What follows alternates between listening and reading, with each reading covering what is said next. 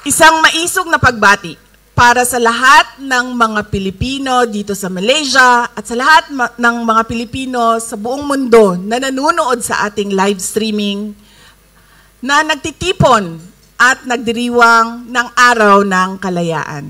Isang maisog na pagbati sa lahat ng mga Pilipinong nagmamahal sa Pilipinas at patuloy na naninindigan sa kabila ng panganib na dala nito. Katulad ninyong mga overseas Filipino workers. Matapang ninyong hinaharap ang mga panganib at hirap sa ibang bansa para lang mabigyan ninyo ng komportableng buhay ang inyong mga pamilya sa Pilipinas. Kami po ay nagpapasalamat sa patuloy ninyo na suporta sa ating bayan at sa pag-aalaga ninyo sa inyong mga pamilya na nandun sa ating bayan. Ang inyong mga sakripisyo at tapang ay nagsasalamin sa lalim ng inyong pagmamahal sa inyong pamilya. At dito rin natin nakikita ang inyong malasakit para sa Pilipinas. Ang ating pangarap ay lumaya sa kahirapan at maging matatag ang bansa. Kapag matatag tayo, maganda ang ekonomiya. At kapag maganda ang ekonomiya, may kabuhayan at hanap buhay ang mga Pilipino. Posibleng hindi na kailangan maging OFW.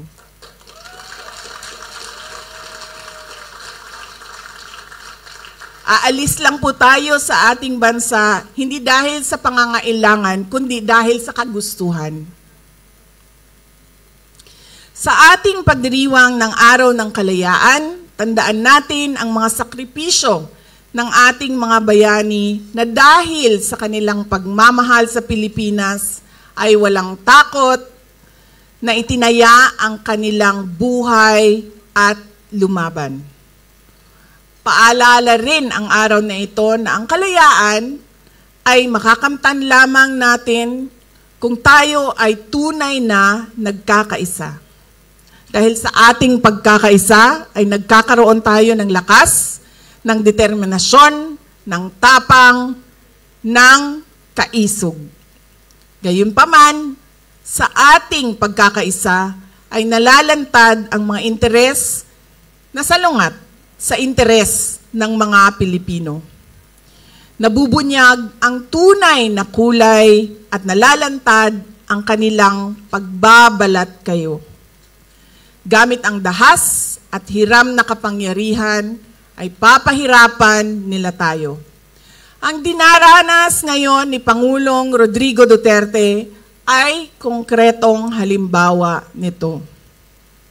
Alam niyo po, meron na po akong mga nakilala sa iba't ibang bansa dahil sa trabaho ko, mga dayuhan, dahil sa trabaho ko bilang isang Vice President at dating Education Minister.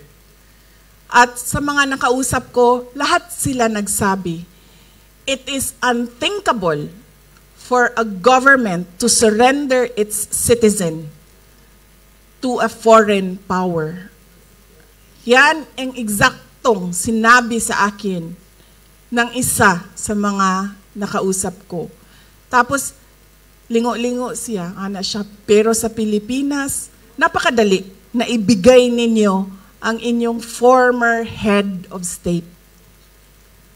Kaya ako man ay, kahit hindi anak, kahit sabihin na lang natin, karaniwang mamamayan, nahihiya ako sa ginawa natin sa ating dating Pangulo.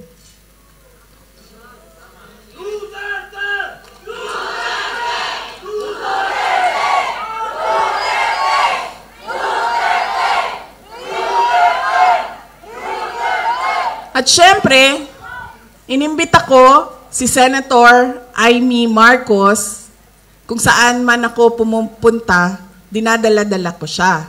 Kasi sinasabi ko sa kanya, hindi ako ang magbabalik kay dating Pangulong Duterte sa Pilipinas.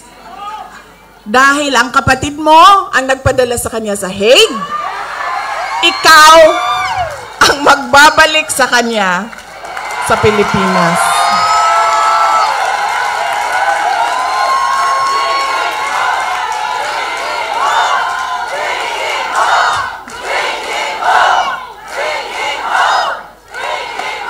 Diba? Ako ba din naghatod sa iyaha dito? Dili man? Diba? O, di iyahang igsuon man, di ikaw ang magbalik ana dito sa mua sa Davao. Oh. Kaya dala-dala ko yan siya lagi, kahit saan ako pumunta. Kasi alam nyo, bakit?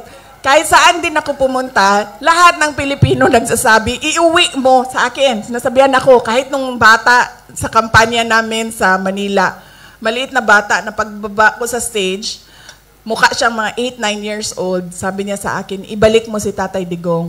Ha? Bakit ako? Ikaw!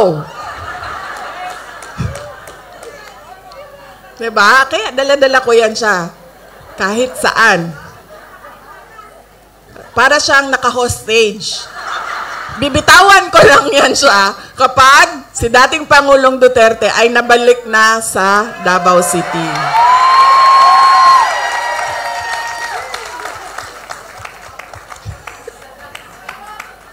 Tapos pagbabayarin ko pa yan ng fish head curry mamaya. Tulad kay Pangulong Duterte, dahil sa kanyang patuloy na pagmamahal at malasakit sa ating bayan, ay itinuring siyang kalaban ng mga taong lasing sa kapangyarihan. Patunay din ito ng ating karanasan na nagpapakita na ang pagmamalasakit at paglilingkod sa bayan ay banta sa interes ng iilan lamang. To them, we are a hindrance, an obstruction to the path of their personal ambition, an enemy they must eliminate to clear their way. Napanood niyo ba yung speech ni Senator Amy doon sa Senado? Yun po ang kabuuhan ng explanation ng sinasabi ko. Hindi ko po napanood, pero panoorin niyo. Marami ang nagsabi sa akin na naipaliwanag niya ng maayos kung ano ba yung nangyayari sa impeachment na ginagawa. The attacks are cowardly, yet openly disingenuous and arrogant, absence of basic human decency and respect for the rule of law, typical of people drunk in power. Pero nananatili tayong nakatayo dahil ang ipinaglalaban natin ay tama at totoo.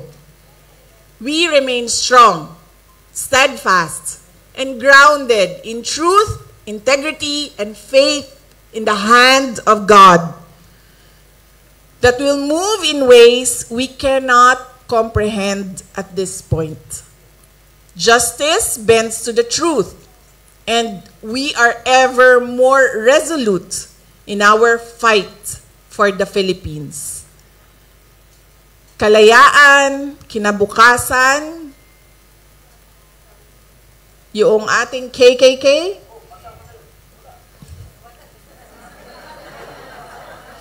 kasaysayan, kalayaan, kinabukasan. At naniniwala akong maipapanalo natin ang laban na ito dahil laban natin itong lahat.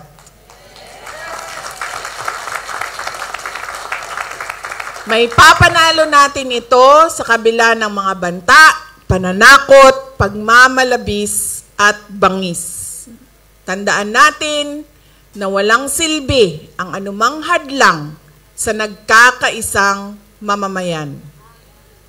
Mga kababayan, alam na natin lahat kung ano ang problema ng ating bayan. Dahil nagrereklamo tayo araw-araw. Kami na nandoon sa Pilipinas, nararamdaman namin araw-araw. Example na lang, yung tagtag ng EDSA araw-araw.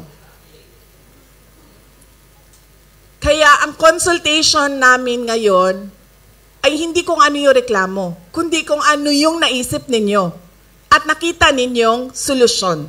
Nakita ninyo sa ibang mga bansa, kung saan kayo ay nanirahan, kung saan kayo ay nagtrabaho. Whether by choice or by force, you have lived and worked abroad. You have witnessed effective systems and thriving communities. What best practices from other countries should be adopted in the Philippines? What changes would you like to see for a better future?